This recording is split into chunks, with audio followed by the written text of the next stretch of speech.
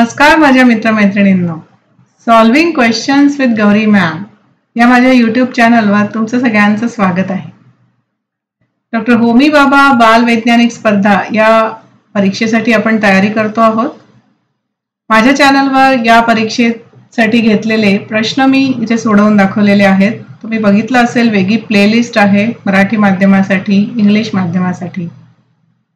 तर आजही आपण प्रश्न सोडवणार आहोत. प्रश्नपत्रिका 2022 मधून घेतलेला प्रश्न इयत्ता 6वी साठी.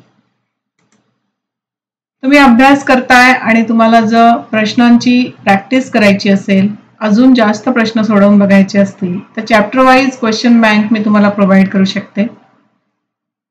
यामध्ये तुम्हाला 300 पेक्षा जास्त प्रश्न मिळतील आणि विथ आन्सर की.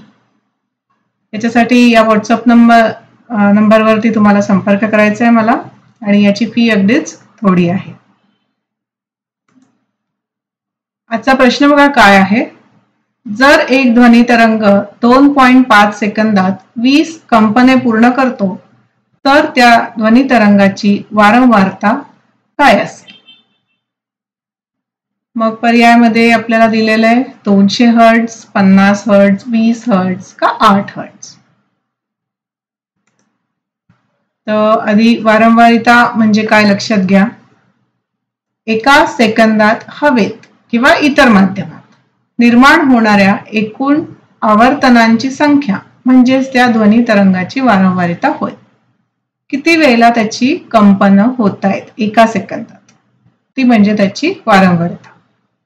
ही आपण कशात मोजतो? हर्ट्ज नावाचं जे एकक आहे त्याच्यात मोजतो.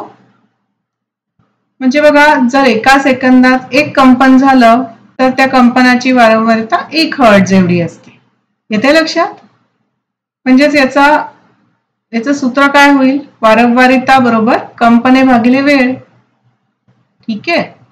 मग आपल्याला त्यांनी दिलेलं आहे 20 कंपने होत आहेत आणि वेळ किती आहे? 2.5 सेकंद. मग याचं जर आपण भागाकार केला तर आपल्याला उत्तर मिळते 8 हर्ट्ज. येते लक्षात?